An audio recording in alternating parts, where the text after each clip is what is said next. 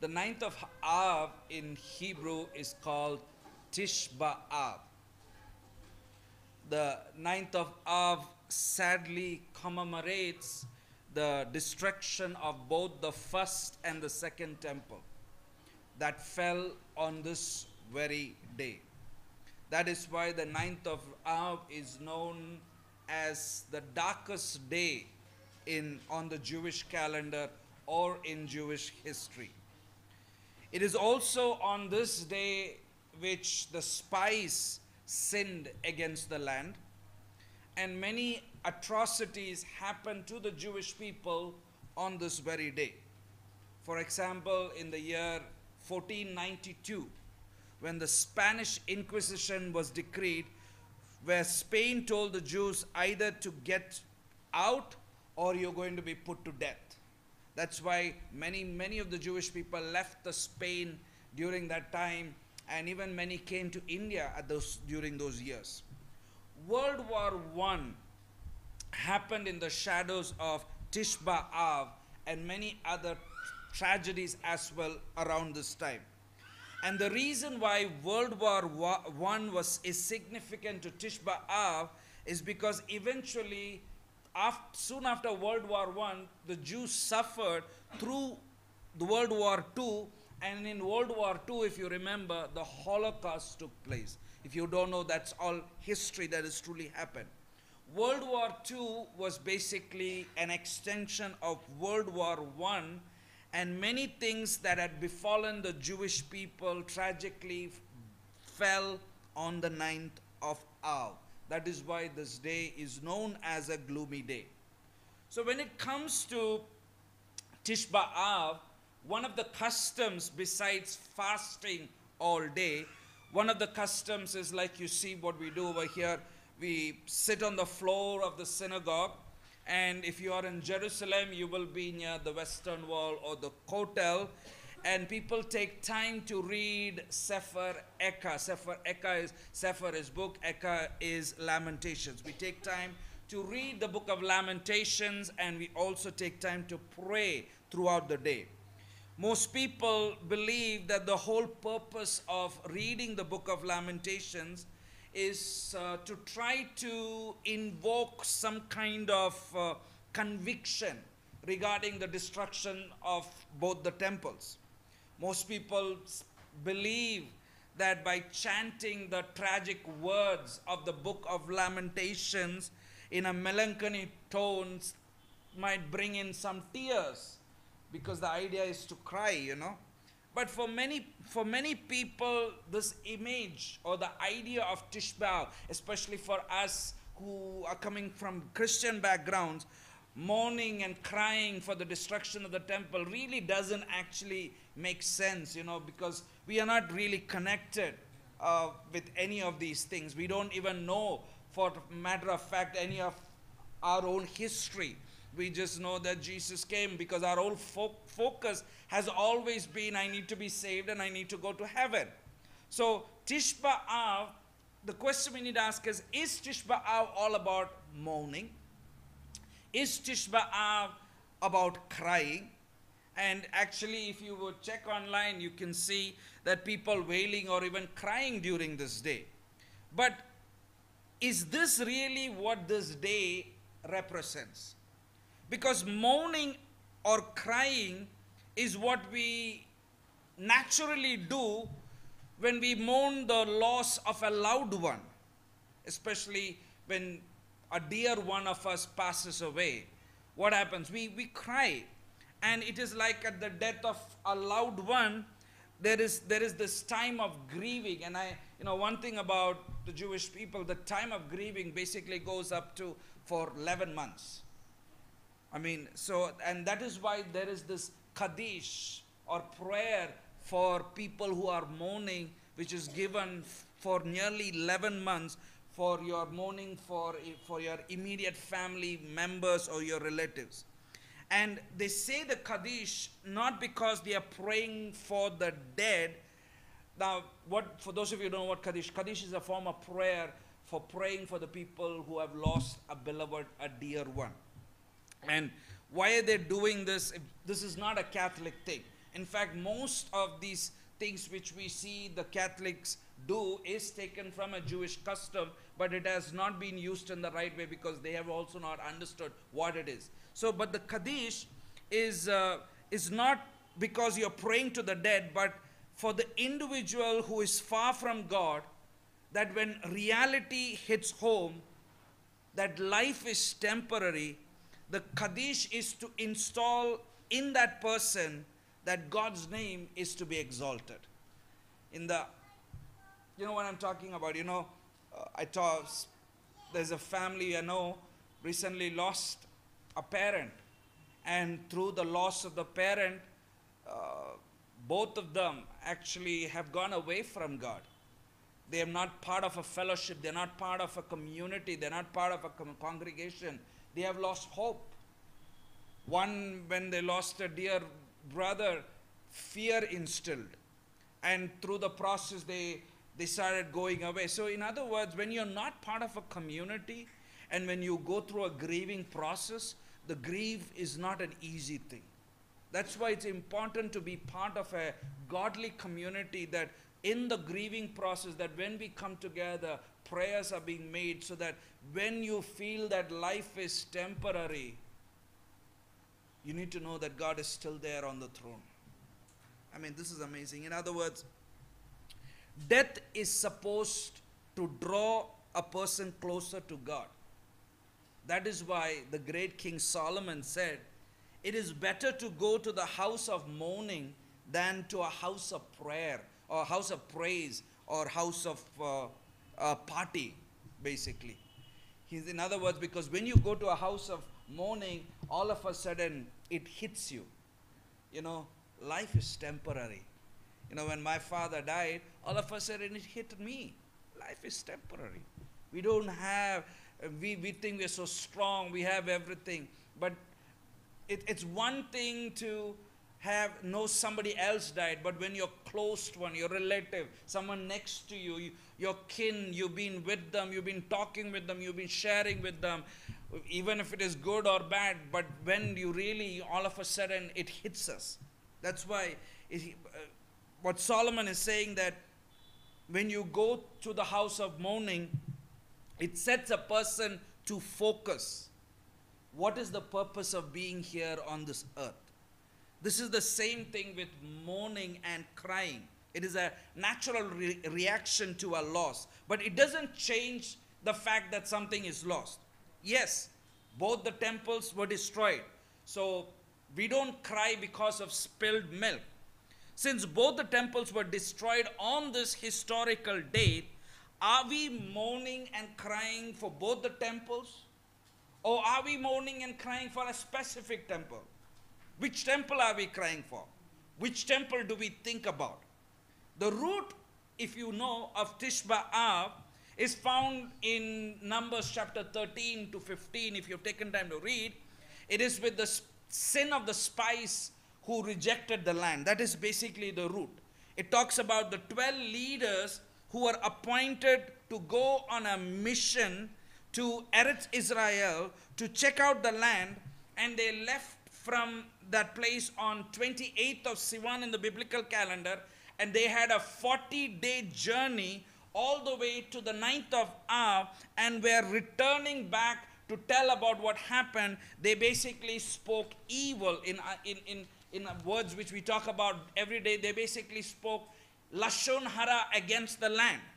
They basically denied the power of God's ability to deliver the land to their hands. Therefore, that served as the root cause of Tish B'Av for generations later, and the whole generation sadly had to die in the wilderness because they rejected the land. So the thing we need to first of all understand is that generation, the first generation who came out of Egypt, they could not make it to the land basically because of Lashon Hara. Lashon Hara, slander, evil speech is a very, very, very serious sin in the eyes of God.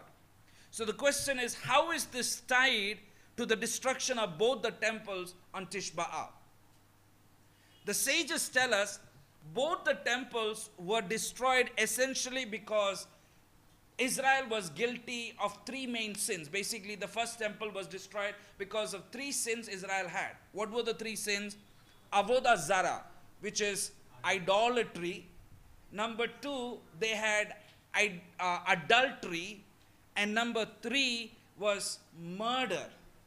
And basically the second temple was destroyed because of something called Sinat Kinan, basically baseless hatred or hate without a cause. These are the primary reasons both the temples were basically destroyed. The reason the first temple was destroyed, when I say the first temple, it is basically Solomon's temple. They say that if you have not seen Solomon's temple, you have not seen anything. It is compared to nothing. Even Taj Mahal will not come anywhere close to the beauty of Solomon's temple. Yes, it was physically beautiful, but the beauty was not just because of the physicality. The beauty was because of the presence of God, the visible, tangible presence of the Shekinah coming down on the earth, and everybody from a distance could see this glory coming up and down. And they say that we read in the pages of the Tanakh that the Jewish people were not ashamed during those days to commit these sins. What sins? Like adultery, idolatry, and murder. They basically committed it publicly. They murdered their prophets, and they didn't care about what they did. In other words, they had no shame with what they did. However, when it comes to the second temple, the sages say, considering that the people during the second temple time, the people of the second temple time were engaged in more studying of God's word. They did the commandments of God. They had acts of kindness. They did not perform those sinful acts like the people of the first temple period. They didn't do idolatry. They didn't do adultery. They did not do murder. They didn't do any of those things. But even though they didn't do any of those things, the history says that the second temple was still destroyed. And what was it? It was destroyed due to the fact that there was baseless hatred. What is baseless hatred? Baseless hatred is I hate you for no reason. There is no reason. I mean, so we might think, is it possible for us to hate somebody? Yes. Some of us sometimes, we have baseless hatred. There is no reason. And how do I know there is baseless hatred? It's by the way we talk. When we don't talk good about somebody, it's basically baseless hatred. Why do I have to talk bad about somebody? That person is not there in your life. Why do you talk bad about that person? He has nothing to do with you. She has nothing to do with you. Why do we talk bad? Baseless hatred. And all this basically comes to teach us that the sin of baseless hatred, hate without a cause, is equivalent to the three severe transgressions of idolatry, adultery, and murder. Are you guys with me? First temple period, people did certain three sins.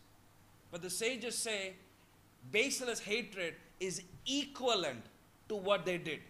It is in the same status quo. During the second temple period, people were engaged in study of God's word. They were engaged in doing the commandments of God.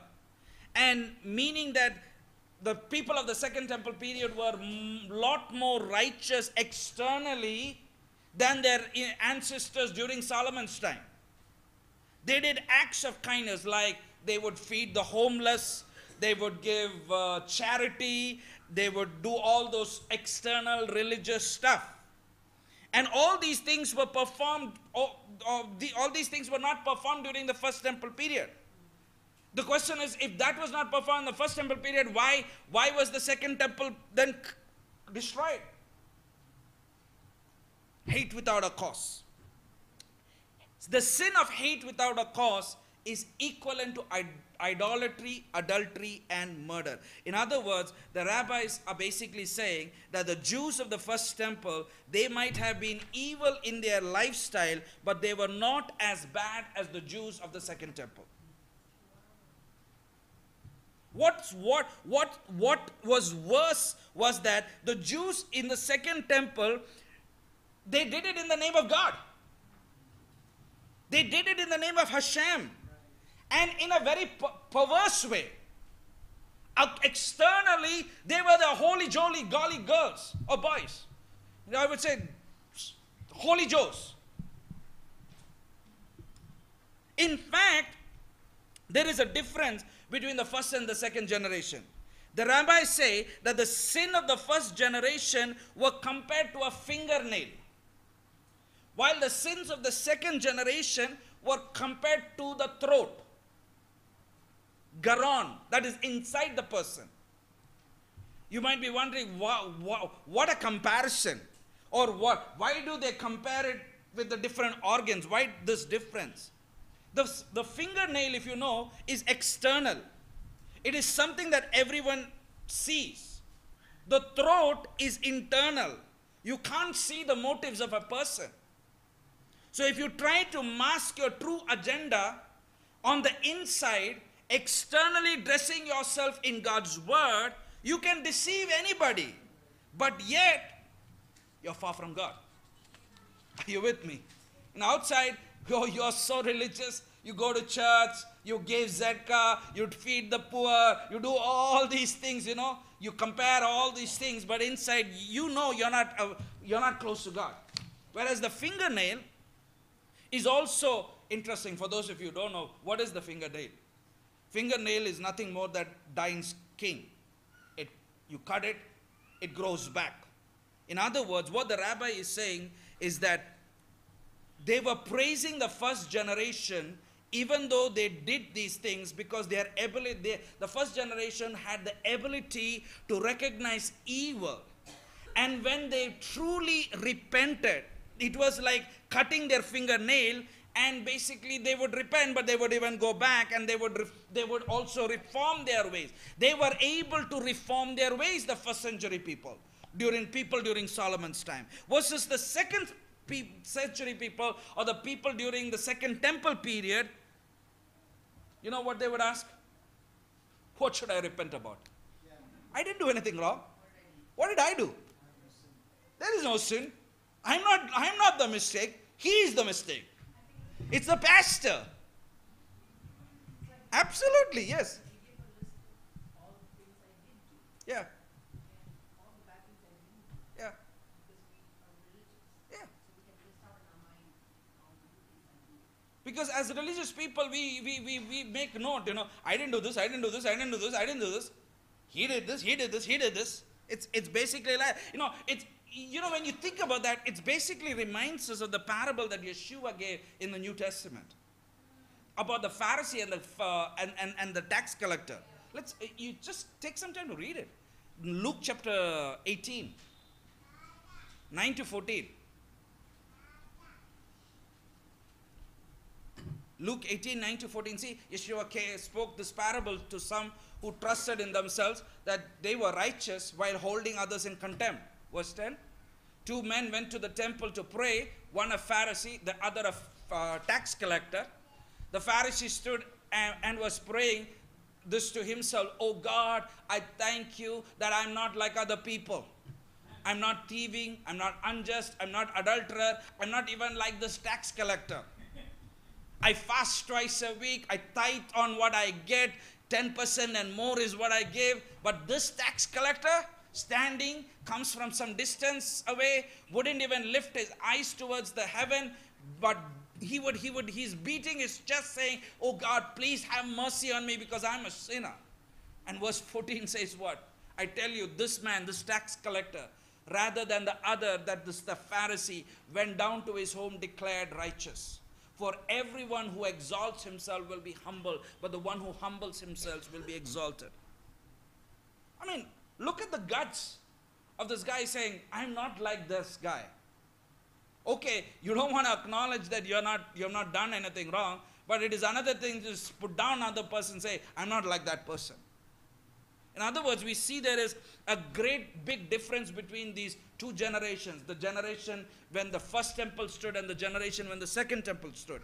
And this is the primary reason why both the temples were destroyed on this historic day of the 9th of Av, Tish B'Av. So the question is, how does Lashon Hara, evil speech, the sins of the spies, which has its origin on Tish B'Av, in which we learnt about in Numbers chapter 13 to 15, relate to hate without a cause, which according to the sages or the rabbis is equivalent to adultery, immorality and murder. The question is, what is the common denominator between these two sins? What is the common denominator between adultery, idolatry, murder and hate without a cause? It's a good question. We need to ask ourselves, how is this connected to on this day? Because even though the origin is found by the spies rejecting the land, but it is on this very day, the first temple was destroyed, the second temple was destroyed, World War I took place on this day, World War II took place on this day. So many things happened on this day. Are you guys with me? Majority of people are missing truly the point of Tish B'Av. Especially if you would see in the Messianic world.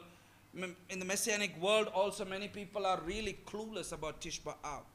It's really not relevant to them. They don't identify to Tish B'Av like the Orthodox Jewish people do. And even if in the Messianic world, if anybody identifies, it's basically the Orthodox Jewish people who knows Yeshua. They identify because they understand what the whole meaning of this is. Like us as Christians, we know we have read this in the Bible. We don't even have any clue what is this for. We think that why do we have to do something, or why do we have to even observe something which has nothing to do with us? But yet we like to observe things like which has nothing to do with the Bible. So the question is, what do you want to observe? I mean, as Christians or believers, we have limited things to observe.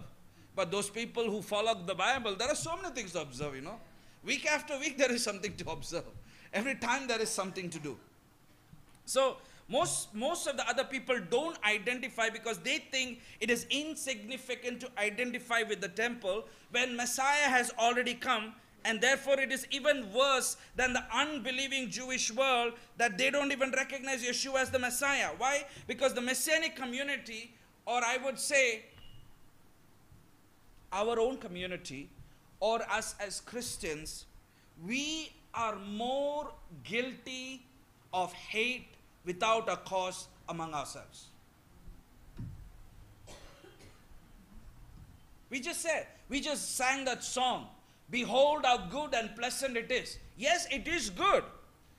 How pleasant it is when brothers and sisters dwell together in unity. But the question is, are we really in unity? Do we speak kind words about each other? We are more guilty than that generation. Even the people of the second generation. You know why? At least we can say the people of the second generation, at least they didn't accept Yeshua as their Messiah. We claim to be people who know Yeshua as our Lord and Savior, but yet we still do the same things they did. And we have no qualms about it, and we just cover it by calling it grace. Yeah, I think so. The spirit is that we try to cover it with spirituality. We cover it with spirituality. I mean, we need to ask ourselves. In front of others, I'm very nice, I'm very kind, very beautiful. But when I'm not there in front, what's the difference? We do the same thing. We who are coming from Christian backgrounds have no clue about this also. Like I said, we are also guilty of hate without a cause. Then the unbelieving traditional Christian community also. You know, the traditional Christian community sometimes has more values I've seen than the believing community in Christendom. They don't play around. They might not know Jesus as we think we know Jesus, but they have certain things in place.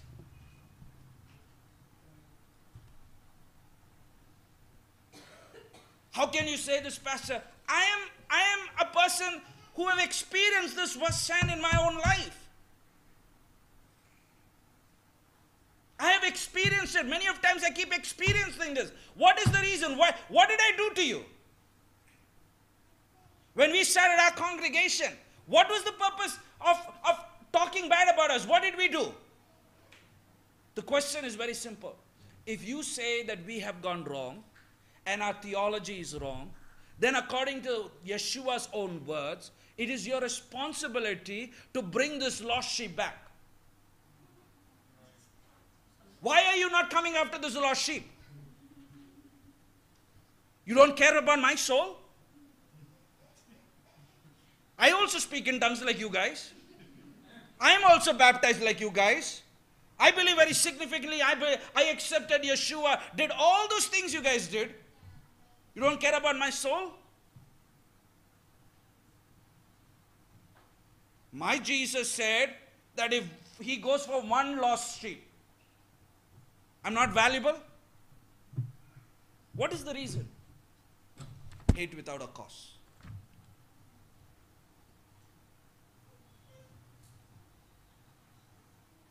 The traditional Jewish world also doesn't understand the significance of it because they are mourning something and they don't understand what they are mourning. But they are at least trying to reconcile. They are trying to get there. I'm not saying that traditional Jewish world does not have any flaws. That's not what I'm saying. But where much is given, much is required. And those of us who claim to say that we know the truth, yet walk in a lie, is going to pay a hefty consequence when the king arrives. I believe that. So while the sages tell us that the underlying cause of destruction of both the temples is basically idolatry, adultery, murder, and hate without a cause, and it is basically written in a tractate in the Talmud called Tractate Yoma. But do you know what? This tractate or this commentary about this incident is never read on Tish B'Av. It is only read on Yom Kippur. Because if you see, each of the writings of the sages has something to do with the things in the Bible. So, if we really want to understand the importance of this day, we need to look at the book of Lamentations. For those of you who don't know, the book of Lamentations is written by the prophet Jeremiah. Jeremiah was an amazing individual in the Bible. He was a young man. He was 17 years of age. He was chosen by God. He was to be a voice and a warning to the very corrupt and wicked generation of his time. And after exile befell upon the Jewish people, Jeremiah had the task of recording the tragic judgment that came upon his own people. He was chosen to be the voice of foretelling the coming judgment. He told that the judgment is coming and nobody listened to his voice. He saw the judgment. And after seeing the judgment, he even had to write a follow-up book of seeing his own people being destroyed. Friends, I want you to see what Jeremiah saw. Understand this in Jeremiah. Put yourself in Jeremiah's shoes. You are being used as a voice of warning. You have warned these people have not listened to you. And you saw the destruction before your very eyes. And now after seeing it, you are called to write the destruction in the next book called the Book of Lamentations. And you have to write the demise and the death of your own brothers and sisters, which is a very, very sad and disheartening thing. While there are people who have read the book of Lamentations or the commentary of Lamentations, most people who study this book, they overlook the fact that the book of Lamentations is actually a product of the book of Jeremiah. In other words, that if I need to understand the book of Lamentations, I have to at least try and make an effort to study the book of Jeremiah. And most of us have no clue about the book of Jeremiah.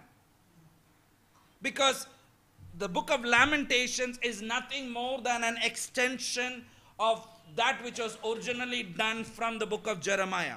And basically, in other words, if you want to get the true meaning of the book of Lamentations, we need to start with the book of Jeremiah. We get the whole picture. So don't worry, this morning I'm not going to take the whole book of Jeremiah. It's not going to finish today. So, no, but I just want us to know, to properly understand the nature of Tish B'Av, one needs to understand the root of Tish B'Av, which is basically explained in the book of Jeremiah.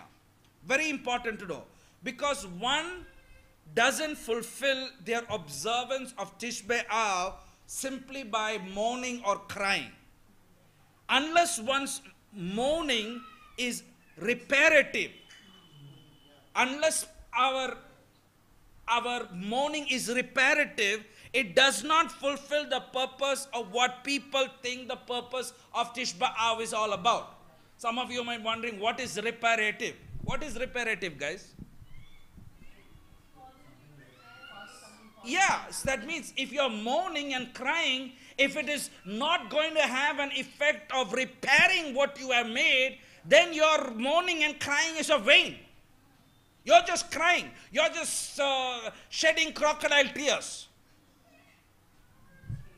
You're just feeling bad about that incident. You are not really repentative of it. That's why New Testament says godly sorrow leads you to repentance. Yes. It brings change. Repentance is all about change. In order to understand what reparative mourning is, first we need to look at the book of Jeremiah, which teaches us how to properly observe Tish B'Av.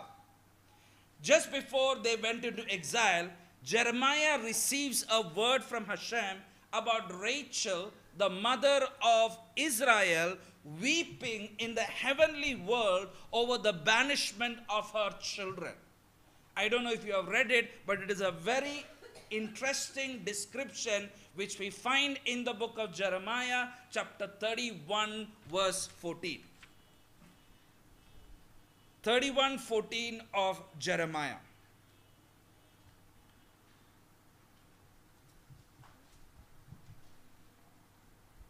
It says, "So says Hashem, a voice on high, wailing, bitter weeping. Rachel weeps for her children. She refused to be consoled for her children, for they are gone." The commentary for comes along and they gives us a very lengthy description which consists of a dialogue which is happening between Abraham, Isaac, Jacob, and Moses, who are basically coming before God, and upon hearing that God is getting ready to judge the Jewish people and send them in exile and never redeem them. And each of them, Abraham, Isaac, Jacob, and Moses, they come and stand before Hashem. They make their plea before God in their righteousness, and asking God why the Hashem should not destroy his people. And to each of their requests, basically the Midrash goes on to say, God said, no, no, no, no.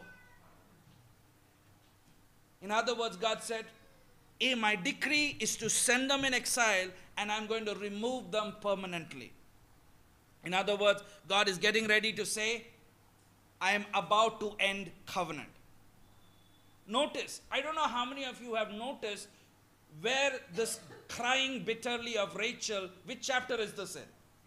Jeremiah chapter 31.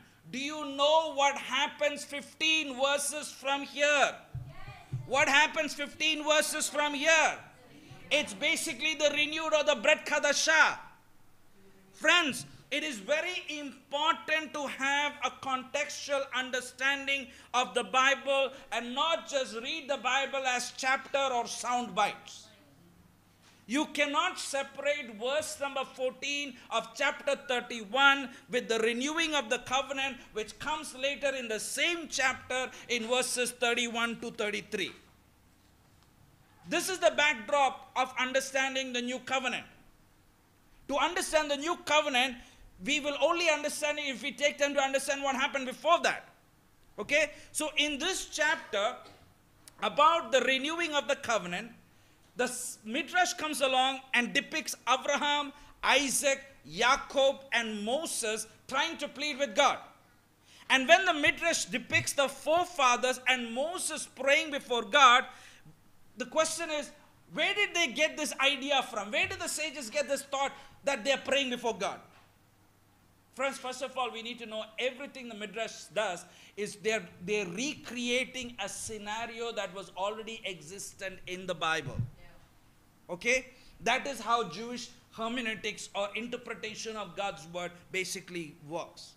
But yet, the Midrash says that Abraham, Isaac, Jacob, and Moses were before Hashem pleading that God will not banish her children, not break covenant. And God says no to Abraham, no to Isaac, no to Jacob, and even no to Moses. However, the Midrash says Rachel comes along. She begins to plead with Hashem, and the Midrash says that God was moved by her plea. And he responded to her, and the response is the following verse of Jeremiah 31, verse 15. Look at God's response to Rachel. Restrain your voice from weeping and your eyes from tears, for there is reward for your accomplishment, the word of Hashem, and they will return from the enemy's land. I mean, this is interesting. This is the covenant I will make, not 32. Verse 15. Verse 6. Yeah, in your Bibles it must be. The Hebrew Bible is 15. TLV, okay. Okay, English Bibles is 16. But what does it say here? Restrain your eyes from weeping, your eyes from tears, and for your work will be rewarded. It is the declaration of Adonai when they will return from the land of the enemy. Very interesting. In other words, the commentary goes on to comment that about Israel being saved on the merit of Rachel. And the question is, that really needs investigation. Who on earth is Rachel? What is the merit of Rachel? What is Rachel's merit? How is Rachel's merit greater than Abraham, Isaac, Jacob, and Moses put together? Think about it. How did she surpass the great founding fathers of the Jewish people? We know about Abraham, Isaac, and Jacob. Moses, he was the one who brought down the Torah from Mount Sinai. How does Rachel come anywhere close, measure up to anywhere close of these great men? What's going on here, friends? The question we need to ask ourselves is, when God shows Jeremiah that Rachel is weeping in Jeremiah 31:14, as she was crying over her children, the question we need to ask ourselves is, what are you talking about?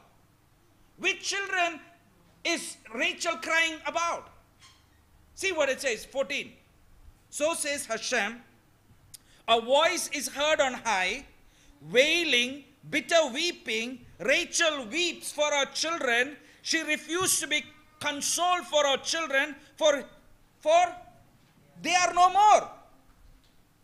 We all very, very clearly know, according to the Torah, Rachel has only 2 children. Who? Joseph and Benjamin. Which child is she crying over?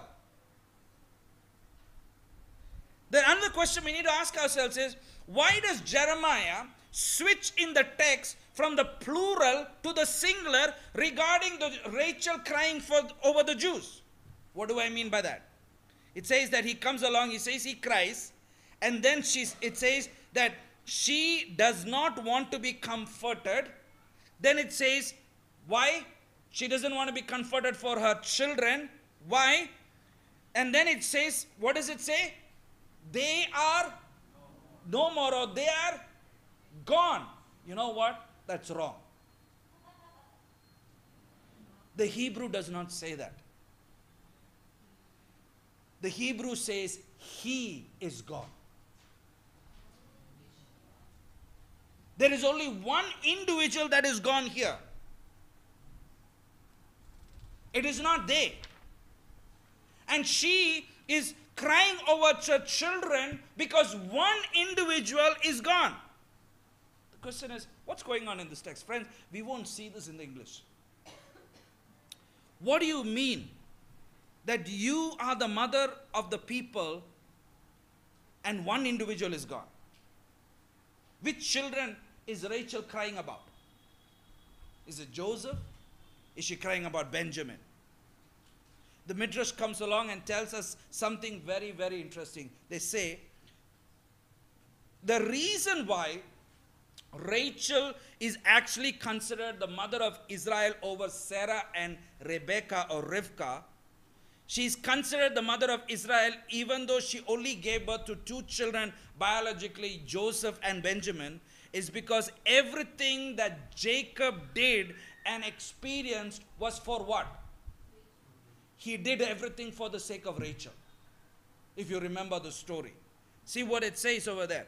It says over there that since everything that occurred to Jacob was on the account of Rachel, therefore all of Israel will be called by her name. In other words, she is considered the matriarch of all the Jewish people, just like it says in Jeremiah 31 verse 14, where it says that Rachel weeps for her children.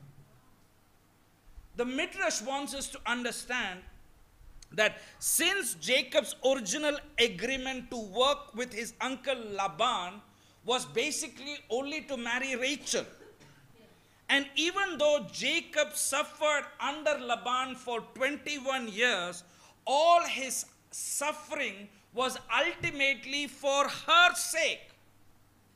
And according to Jewish law, when the intention is for the sake of acquiring an object or a person, whatever you acquired, children or property, is going to go under that individual. It is the same thing that happened to Abraham and Sarah.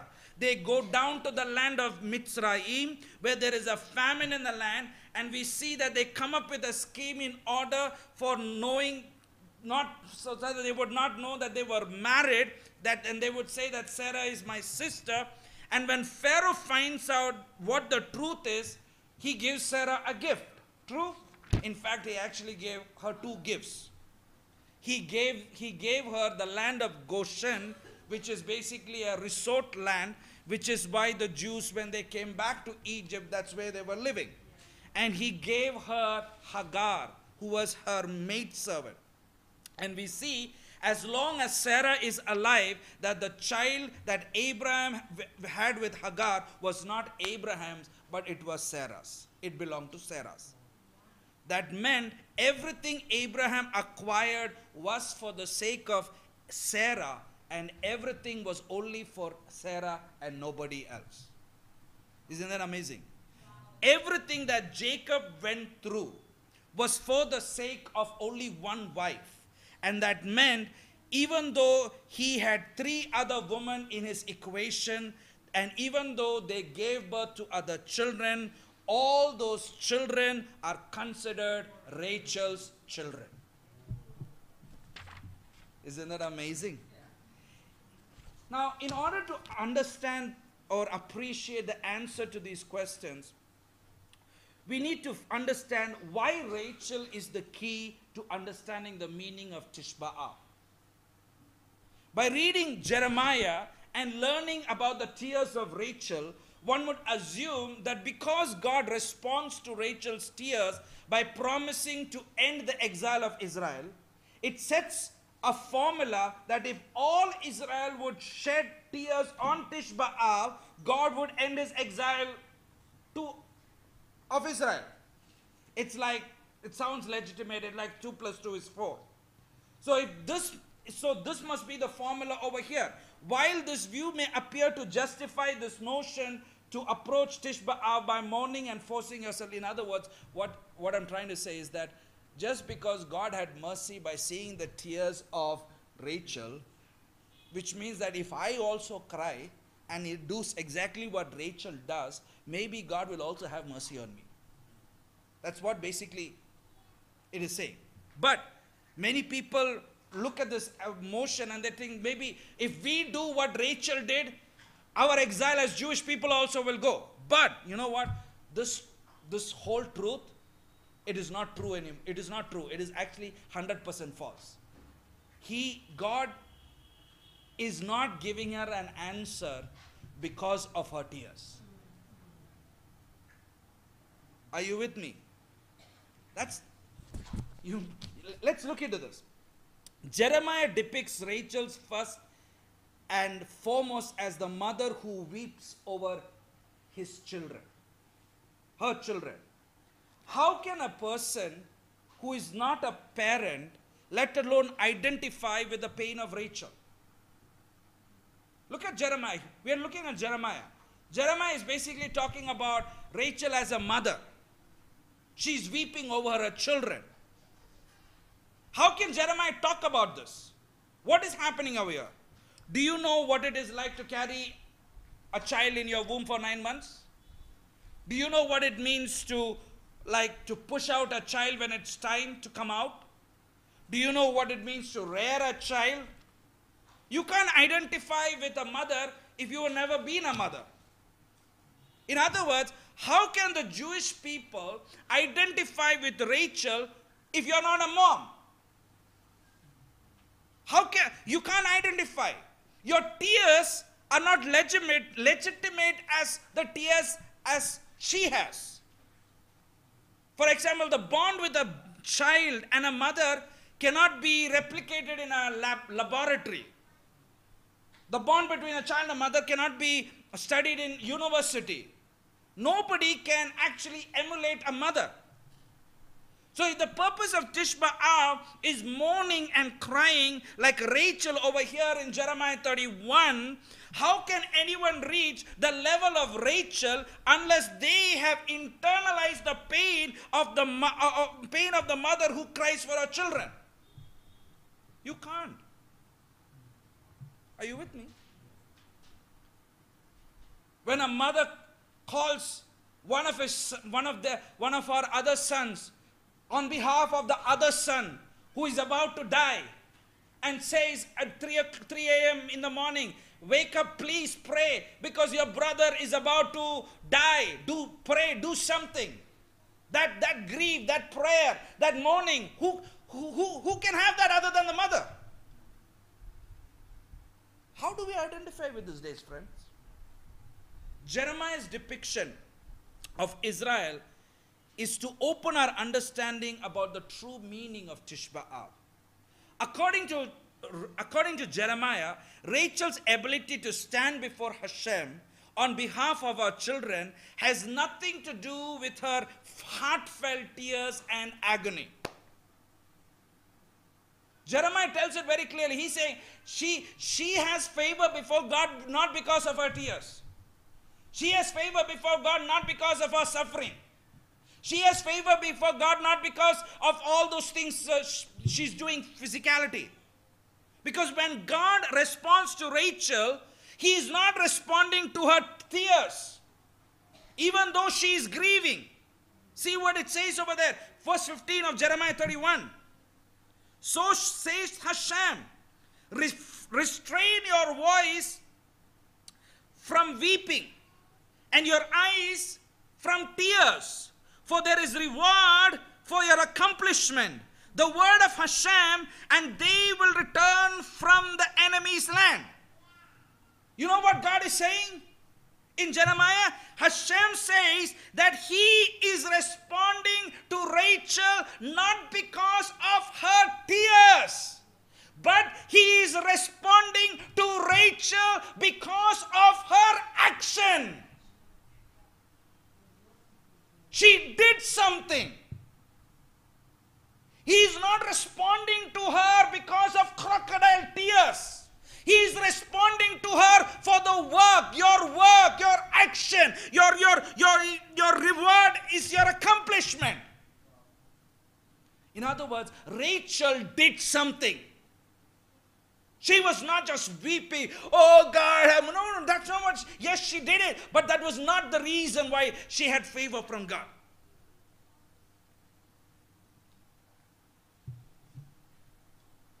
So, what actions is God actually speaking about? Jeremiah depicts Rachel as a voice crying out for her children. He does not describe her doing any righteous deeds. Not any that can basically get a response from God. So the question is, what is going on in this text? If God truly was responding to Rachel's tears, then the text should have said, for there is reward for your tears. But that's not what the text says. It doesn't say that, and the Hebrew also doesn't say that. But the Hebrew says, for your acts, for your works. What works?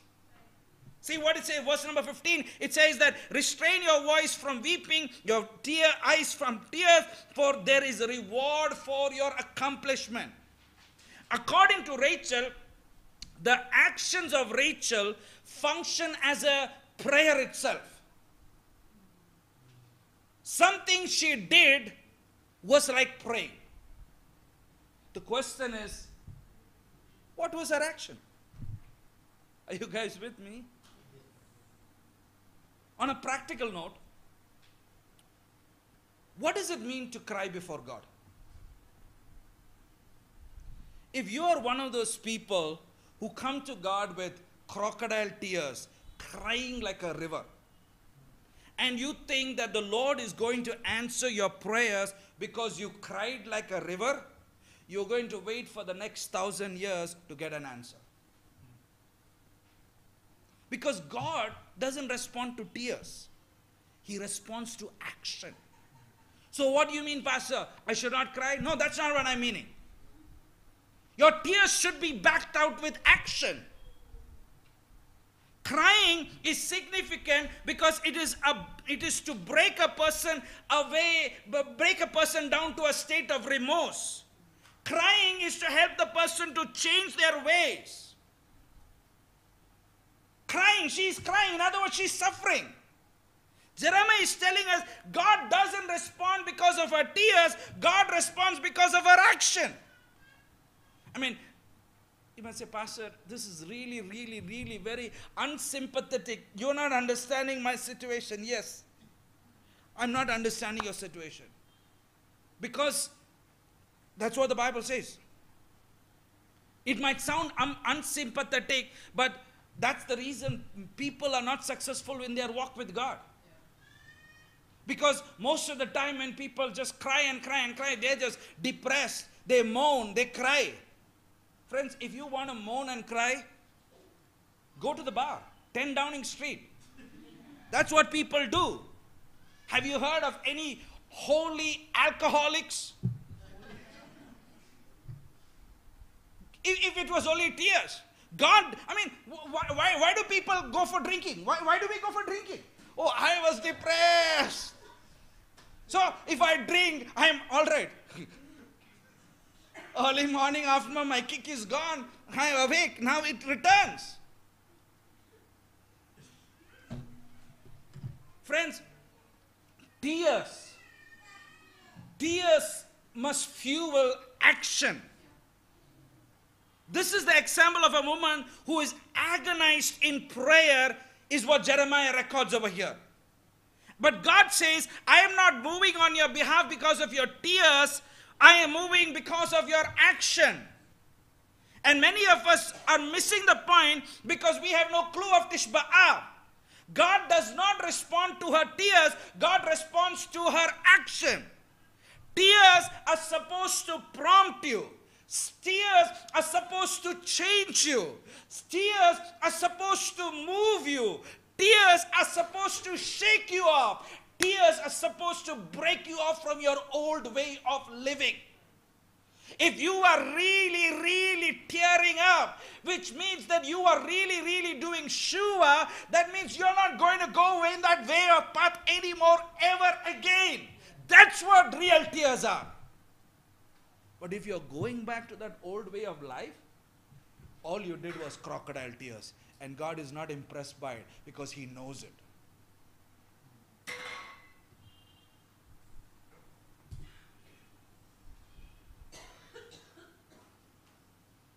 We need to ask the question, who was Rachel that her actions were able to surpass Abraham, Isaac, Jacob, and Moses, in order to invoke the mercy of God upon the Jewish people? Who is Rachel? To most people that have limited knowledge of the Bible, they will say that Rachel was one of the wives of Jacob. And what happened to Rachel? She died on the road to somewhere. Somewhere on the road, she died. It says over there in Genesis 35 verse 19 that she died on this part called Ephrathah, which is basically in Bethlehem. She wasn't even buried with her husband. She died on the road. She never had a proper burial with her husband.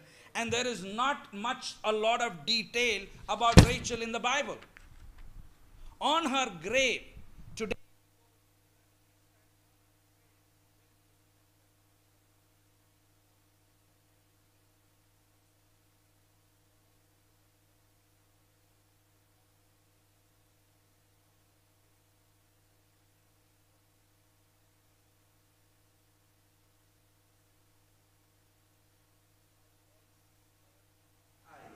wailing, bitter weeping, Rachel weeps for her children.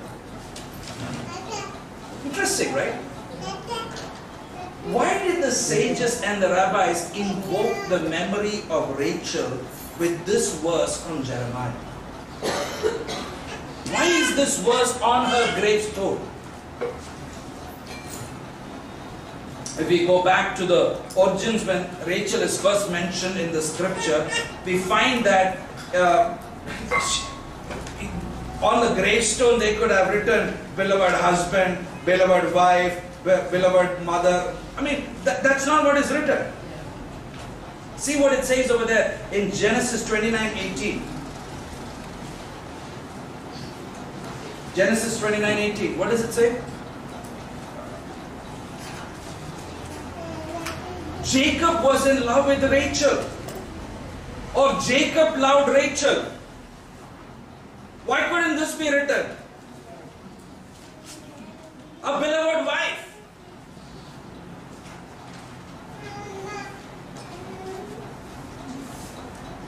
Are you guys with me? On the surface, if we look at some of these verses, we don't find anything that makes Rachel really stand out as some type of special figure that is identified in Tish B'Av. There is nothing that is so special that should surpass her with Abraham, Isaac, and Jacob and Moses. There's nothing here. But I would like to make a point before we go on. Is when it comes to the Bible, most of us or all of us rely on our English translation. If it is KJV, NIV, NASB, we just rely on the English translation. I'm not looking down on people who don't know Hebrew. That's not what I'm trying to do. All I'm trying to say, friends, is that Torah study is a form of worship. You and I need to get to know the original language and to get to understand the mindset of Hashem, or the mind of Hashem from His own words. And the truth is, 80% of our Bible is mistranslated. When I say mistranslated, I'm not saying it is wrong. The message is correct. But the inner meaning of the text, we have lost. And the real substance of it is not there. And I know that many Christians will say, what is the need of it? I don't need it. You know why you say that? Because you don't have eternity in mind. You're just getting ready to live, die, and you hope to go to heaven. We will see. I'm not the one who makes all those decisions, so I can't tell you with any clarity about all those things. It's above my pay grade. But once we probe Jeremiah's actual description of Rachel, especially in the Hebrew, we learn that this passage in Jeremiah is actually a commentary of Rachel's life in the Torah. This is Jeremiah's commentary, and this is very important. And the thing is that we won't get this commentary in English. Jeremiah reveals why the actions of Rachel were able to invoke the kindness of God on behalf of the Jewish people. He begins by saying in Jeremiah 31:14, Kol berama nishma. A voice is heard on high. The question is, what does that mean? Before we go on to look at the voice, I want to say the Nevi'im, the prophets, the Ketuvim, the writings, and the Brit Chadashah, the New Testament, cannot exist independent of the Torah, the first 5 books of the Bible. Are you with me? In other words, you can't just read the New Testament and the rest of the Old Testament without understanding or having a good grip on the first 5 books of the Bible. Any doctrinal concepts that are introduced by the prophets, by the writings, even in the New Testament, should be found in the Torah. Even to the fact that if we say as believers that we believe in the resurrection of the dead should be found in the first 5 books of the Bible. If it is not found in the first 5 books of the Bible, it's called false doctrine. Not according to me, according to God's word. So even when Jeremiah comes along and when he describes Rachel in the heavenly world, describing God rewarding her actions, also Jeremiah should be able to show us in the Torah where that is found, because if he does not show us in the Torah, Jeremiah, Mr. Jeremiah, you're also a false prophet. Can I say that? I know it sounds harsh, but that is the basic interpretation of the Bible according to Jewish lens. So, if Jeremiah's description of Rachel is a commentary, then where do we read? Kol berama nishma.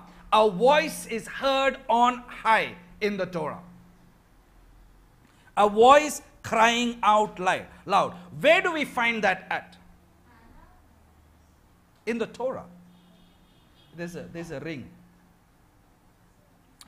We find in the story of Joseph and the wife of Potiphar in Genesis 37 tells us that one day Joseph enters into Potiphar's house and there were no men inside the house except for Potiphar's wife. How convenient. And Potiphar's wife seizes the opportunity to have the actual intimate relationship with Joseph. And when Joseph ran outside from the temptation, the Torah tells us a very vivid description, word by word, minute by minute, replay of what happened on that day. Genesis 39 verses 11 to 15. Genesis 39 verses 11 to 15. We'll start reading from verse 11, 12 and 13. It says, "Then there was an opportune day when he entered the house to do his work. No man of the household staff was in the house. Then she grabbed his garment and said," verse number 13, "Lie with me." But he left his garment in her hand and he fled and went outside. Verse 14, see what it says. When she saw that he had left his garment in her hand and fled outside, she called out to the men of her household and spoke to them, saying, "Look, he brought us a Hebrew man to mock us." Anything goes wrong, just blame the Jewish people. You know, that's the idea over here. You understanding what I'm saying? I can throw 100 bombs, nothing wrong. I throw one bomb. The Jewish nation destroyed the Palestine state. And it's funny, it's not today's problem. It's old problem over here. It started from Egypt, basically. And he says, he brought us a Hebrew man to mock us. He came to lie with me, but I called out with a loud scream. Now, before we go on to read the next verse, at this point it is very important to know that Joseph is undergoing 13 years trial, tribulation, and suffering. At this point of his life, his mother Rachel is already dead. And she died long time ago. He has been rejected by his brothers, and he is undergoing severe rejection and suffering, and Rachel, his mother, is no longer alive. So when we search the Torah to try to understand the tears of Rachel, we have to probe not into the literal text of the English. We need to look at it from the Hebrew to discover exactly where is Jeremiah getting this concept about Rachel crying out. Are you with me? Verse number 15, it says of Genesis, it says over there that, and it says, when he heard that I raised my voice and screamed, he left his garment besides me, fled, and went outside. Hold on. But I thought she just said that in verse number 14. Yeah. Didn't she just say that? Yeah. Hello? Is it not there? Verse number 14. Yeah. Verse number 15. See what's... she just said that in verse number 14. Why is she repeating the same thing in verse number 15? Are you guys with me? Why is this double talk over here? I already got it. Why do you have to tell me the same thing again? Like I always say, whenever you see anything redundant, anything superfluous in the Bible, it is not there by mistake. There is a purpose. There is a reason. There is something there. Friends, can we put up the Hebrew?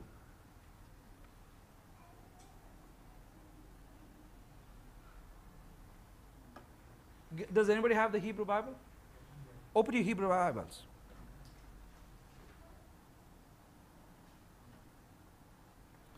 Those of you who don't know Hebrew, I'm sorry. But I'm trying to make a point.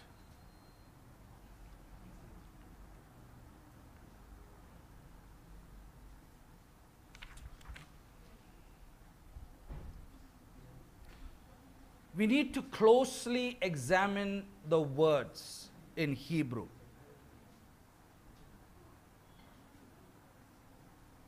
It says, Kesh Moha Ki Hamar Moti Koli.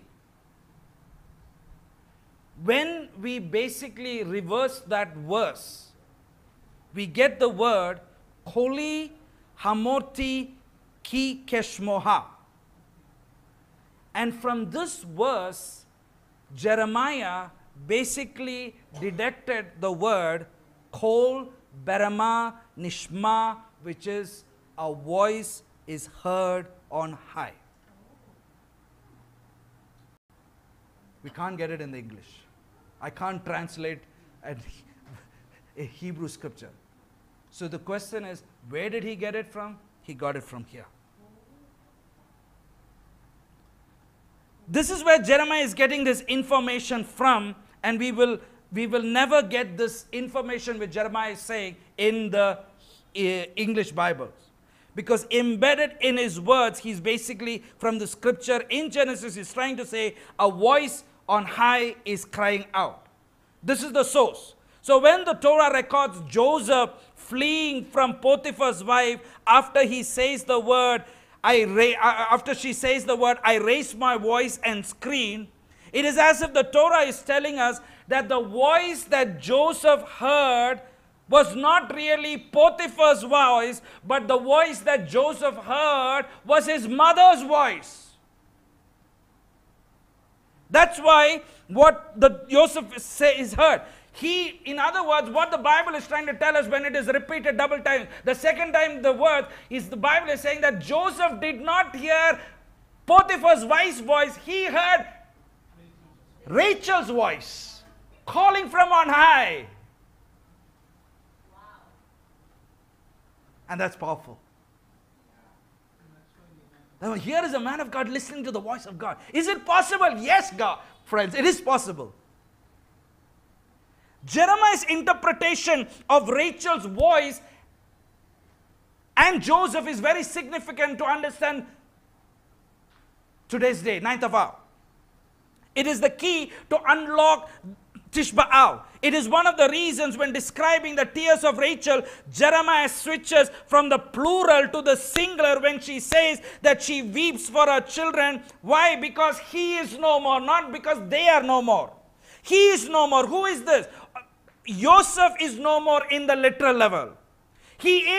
Joseph is the source of Israel's existence. If it wasn't for him, they would not be saved. For those of you who don't know, Joseph is a time of Yeshua himself. It is very important for us to understand. The prophets, the whole of the Old Testament, basically from Joshua to Malachi and Matthew to Revelation, they are not independent by themselves. They are a mirror for us to look through into the Torah, to understand the Torah into what was practiced by the prophets of those days and Jesus' times. So when we go from Jeremiah 31 all the way to the renewed covenant and move forward, we are moving forward, but here Jeremiah, you know what, he's bringing us back. We want to talk about the new covenant and what happened later on. But you know what Jeremiah is saying? You know what? No, you won't understand new covenant if you don't understand what happened to Rachel. He's taking us back to the Torah. We want to go away from the Torah. Are you understanding what is happening over here? Here the prophet Jeremiah wants to teach us the Torah, and because he's giving a commentary of Rachel's life. But we, New Testament people, we don't want to learn the Torah. We just want to learn the New Testament. And he's saying you won't understand the New Covenant or anything in the New Testament if you don't understand what is written in the Torah. So we are going one way. Jeremiah is going the other way, basically to help us understand the mystery. And which is really, really mind-blowing. Notice what Jeremiah continues over here. He says, first he says that there is this voice, okay? We talked about the voice. And then he says there is this bitter cry. See what it says, Jeremiah 31:14. It says, bitter crying. This is amazing. The word for bitter crying is tamru-mrim. Tamru-mrim. You know, Hebrew is such a active language that every word, every letter has a meaning. And the amazing part is it's saying bitter weeping. Every letter has something to tell us. And he spells the word tamru-mrim, basically bitter, with two ratios. Bitter crying is what Rachel is doing. What is the significance? The word for bitter in Hebrew is basically the Hebrew word mar.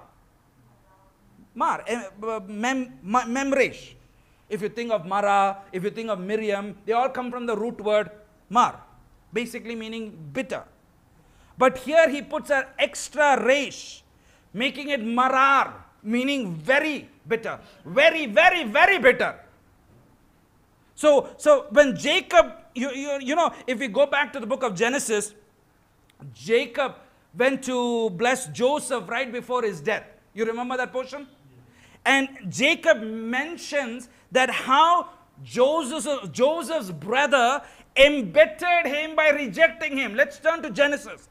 Genesis chapter 49, verse 23. Genesis 49, verse 23. 49:23, Genesis. They embittered him. Yeah, they embittered him and became antagonists, and the arrow-tongued men hated him. This is the blessing of Jacob for Joseph. He's telling Joseph what has happened to your life. How did they embitter him? How did they embittered him? How? What happened to Joseph's life? They embittered you through Lashon Hara. They embittered you through, they slandered you. That's what it is, baseless hatred.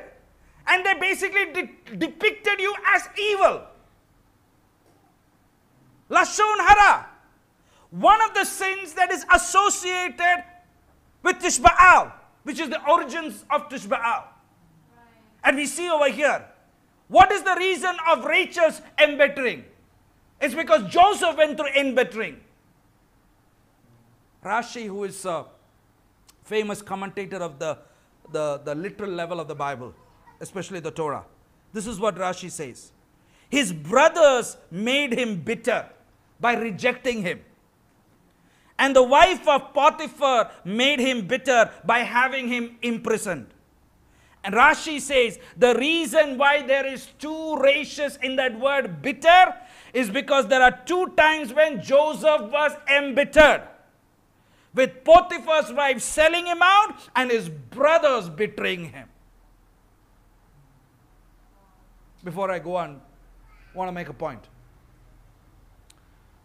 The God of the Bible operates on a principle called measure for measure. You like it or not, measure for measure is what Hashem operates on. It's very important. Why? Because Joseph's brothers embittered him, made him suffer. They rejected him. That after he died, God tells them, you know what, guys? Measure for measure. You embittered your brother. Guess what? The Egyptians are coming. Let's turn. Exodus chapter 1, verse 14. Exodus 1:14. Are you understanding? Everybody's tired? Don't give up. Fasting means studying of God's word. It's not just, if you don't study God's word, you're starving. Okay? This is not diet control, okay? This is fasting. This is how we do it. See what it says. What happened over here? They are going to embitter you now. Measure for measure. You did this to him. You rejected your brother. You're going to get it back. That's what it says. They embittered their lives with hard work. Very important. Very important for us to understand something over here.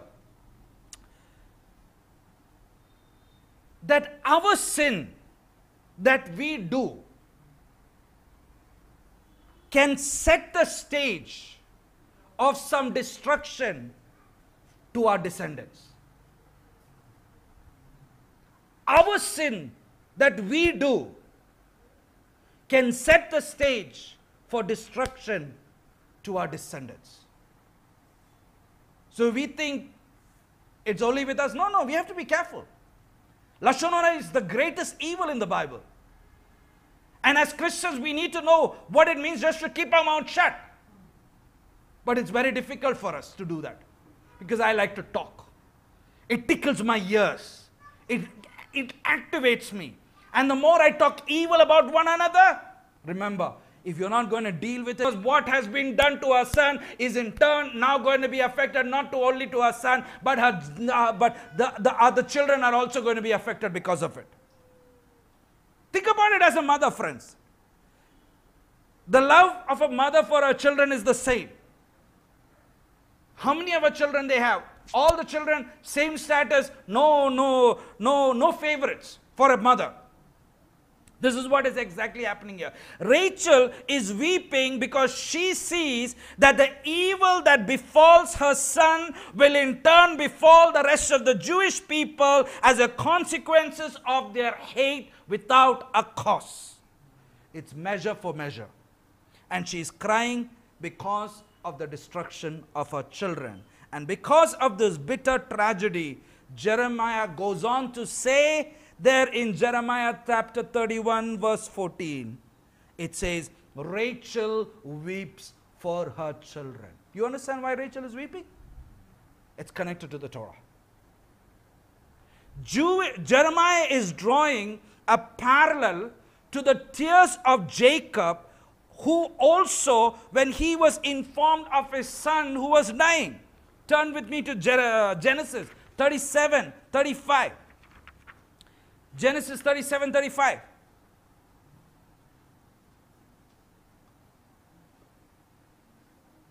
When Jeremiah is saying Rachel was weeping, he's taking a parallel to what happened to Jacob.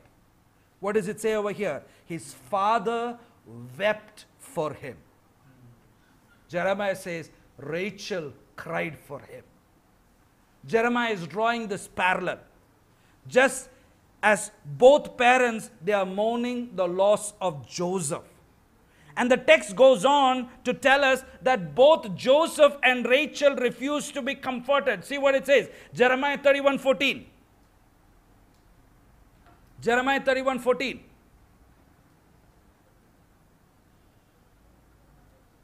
She refused to be consoled for her children.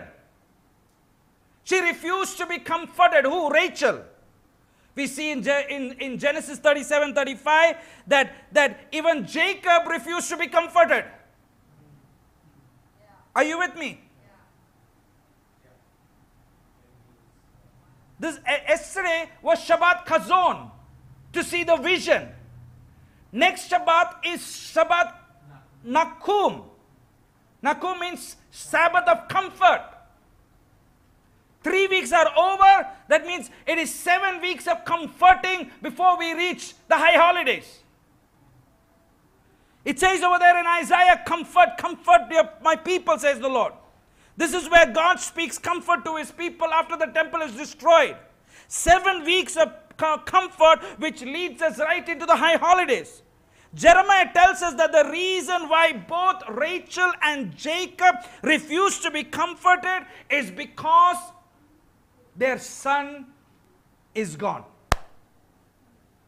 Jeremiah 31:14. See what it says. She refused to be consoled for her children, for he is gone. It does not say they are gone in the Hebrew. He is gone. And when we find this parallel in the Torah, we find something really, really amazing in Genesis, from Genesis 37 to 40, that when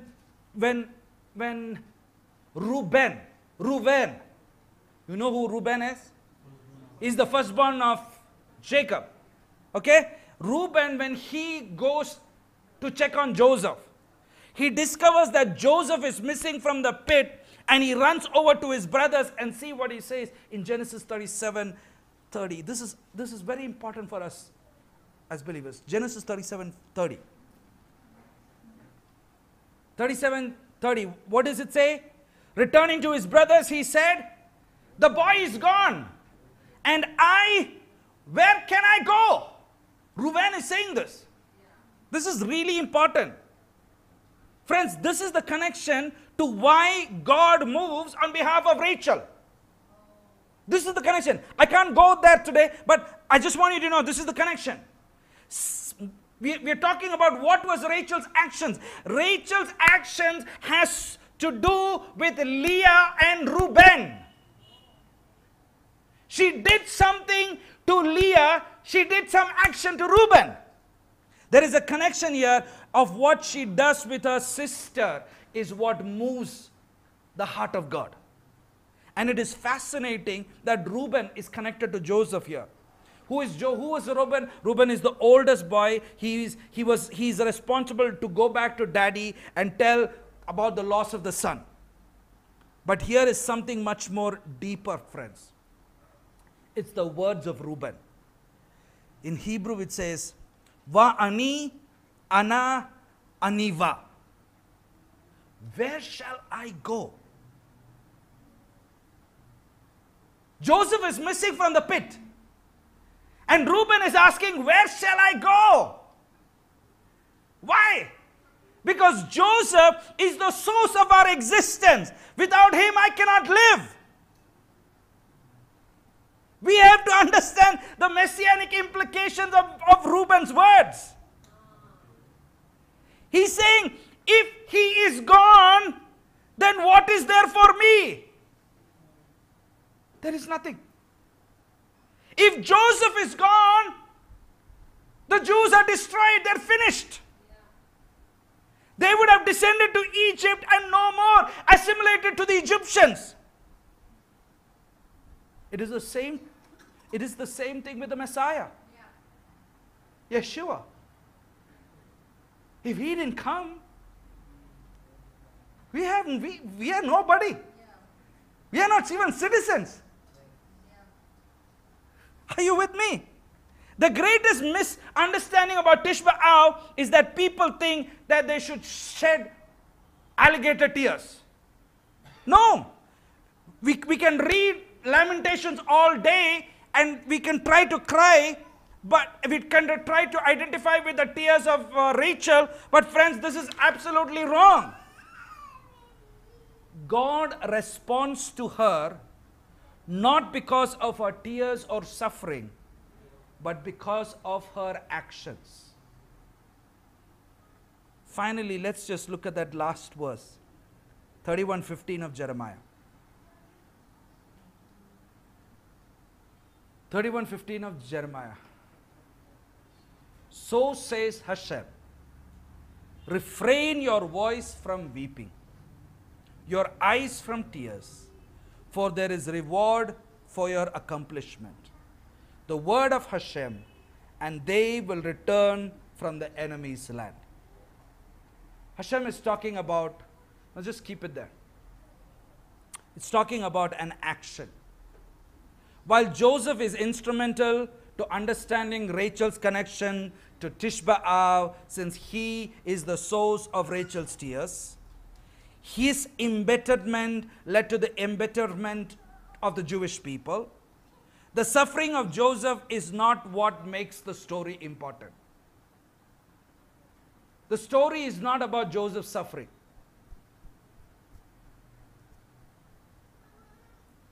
The story is about Joseph's action.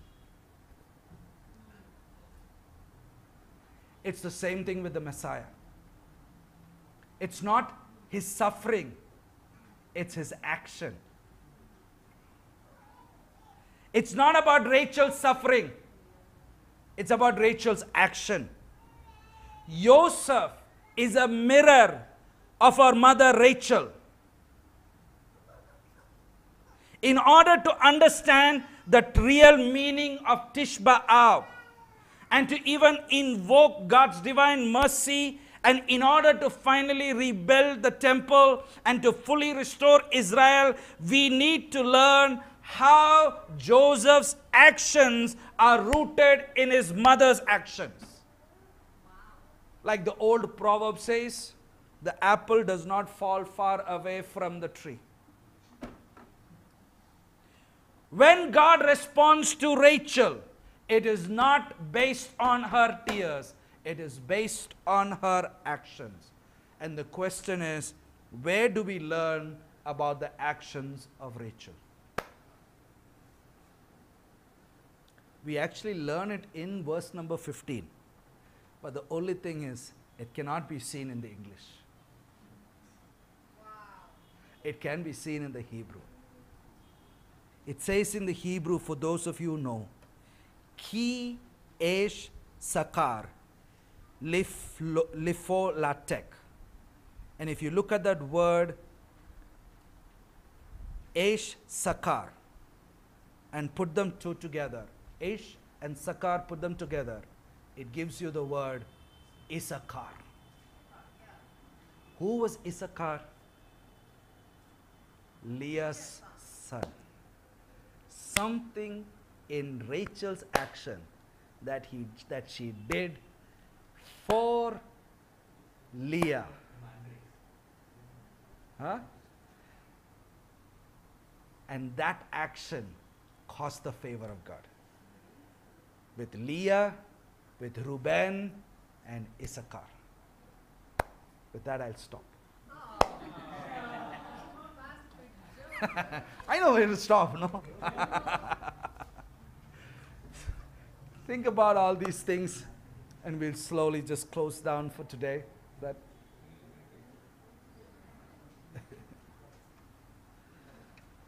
if you want to learn this again, more of the whole story, we need to come back again. But we'll just close. Father, we want to thank you, Lord, for this morning. Thank you, Lord, for your word. Truly,